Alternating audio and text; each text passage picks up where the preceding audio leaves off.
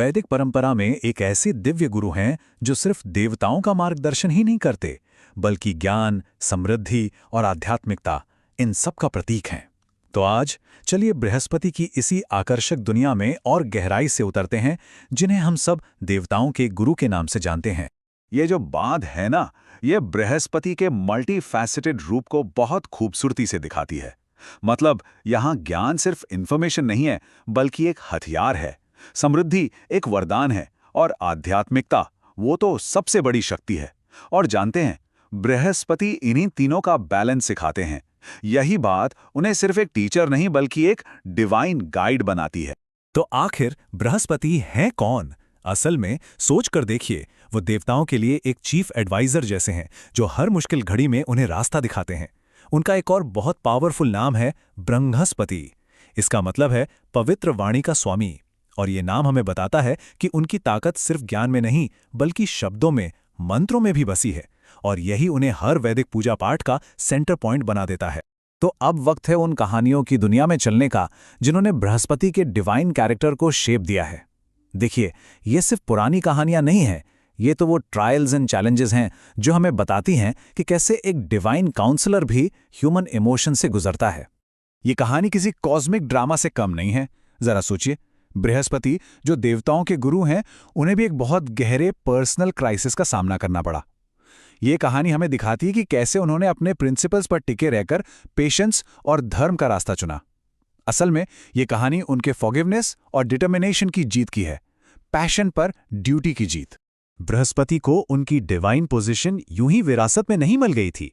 नहीं, उन्होंने इसे अपनी कठोर तपस्या और ज्ञान के प्रति अटूट डेडिकेशन से कमाया था। काशी में सालों की साधना, उसके बाद उन्होंने भगवान शिव को प्रसन्न किया और तब जाकर उन्हें बृहस्पति ग्रह का स्वामी होने का वरदान मिला। और यही डेडिकेशन था जिसने उन्हें कानून, राजनीति और ज्योतिष जैसे सब्जेक्ट्स पर फंडामेंटल टेक्स्ट लिखने के लिए इंस्पायर किया। उनके टाइटल्स को देखिए, ये उनके जबरदस्त इन्फ्लुएंस का सबूत हैं। ब्रह्मण्स्पति मतलब पवित्र वाणी के स्वामी, पुरोहित यानी देवताओं के मुख्य पुजारी, अरे यहाँ तक कि मन की बातें पढ़ने वाले भी। हर एक टाइटल उनके ज्ञान और शक्ति का एक नया डायमेंशन दिखाता है और ये बताता है कि आखिर वो देवताओं के लिए इतने इंपॉर्टेंट क्यों थे।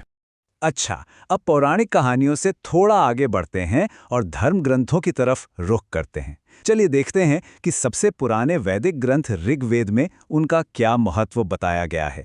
80 से भी ज्यादा बार, ये सिर्फ एक नंबर नहीं है, ये ऋग्वेद में बृहस्पति के गहरे असर का सबूत है।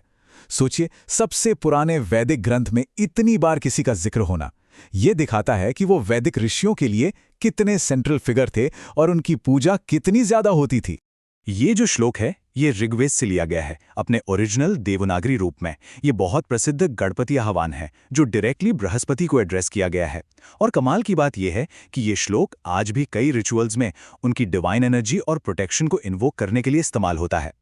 तो इस श्लोक का सार क्या है? ये बृहस्पति को एक प्रोटेक्टर और एक गाइड के तौर पर एस्टैब्लिश करता है। उन्हें गणपति कहा गया है, यानी समूहों का स्वामी। इसका सीधा सा मतलब यह है कि उन्हें यज्ञ की सफलता और जो भी पूजा कर रहा है उसकी सुरक्षा के लिए इनवाइट किया जाता है। तो अब इस एंशिएंट विजडम को हम जोड़ते हैं ज्योतिष से, इसके प्रैक्टिकल एप्लीकेशन से, जिसे हम सब ज्योतिष शास्त्र के नाम से जानते हैं। ज्योतिष में एक नक्षत्र है पुष्य नक्षत्र। ये वो जगह है जहां बृहस्पति की एनर्जी अपने पीक पर होती है। इसीलिए इसे पोषण का तारा या स्टार ऑफ नरिशमेंट भी कहते हैं। और इसका सिंबल एक गाय का थन, ये बिना शर्त पोषण और अबंडेंस को दिखाता है, जो कि बृहस्पति के कोर क्वालिटीज हैं। ये जो एस्ट्रोलॉजिकल ब्लूप्रिंट है, ये पुष्य नक्षत्र के एसेंस को दिखाता है। और यहाँ एक इंटरेस्टिंग बात है, इसका रूलिंग प्लैनेट शनि है, जो डिसिप्लिन का प्रतीक है। अब सोचिए, जब शनि का डिसिप्लिन बृहस्पति की जेनरोसिटी से मिलता है, तो एक ऐसी बैलेंस्ड एनर्जी बनती है जो पेशेंस के साथ साथ परमानेंट ग्रोथ को भी बढ़ावा देती है।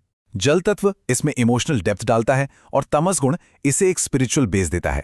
तो जिन लोगों का जन्म इस नक्षत्र में होता है, उनमें बृहस्पति की क्वालिटीज साफ झलकती हैं। वो नेचुरली ही देखभाल करने वाले बहुत अच्छे टीचर और काउंसलर होते हैं।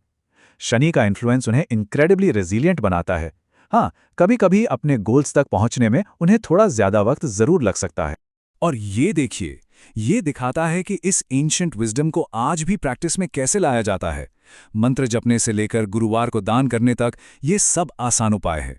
माना जाता है कि इनसे बृहस्पति की पॉजिटिव एनर्जी को अपनी लाइफ में अट्रैक्ट किया जा सकता है, खासकर उनके लिए जो ज्ञान और समृद्धि चाहते हैं।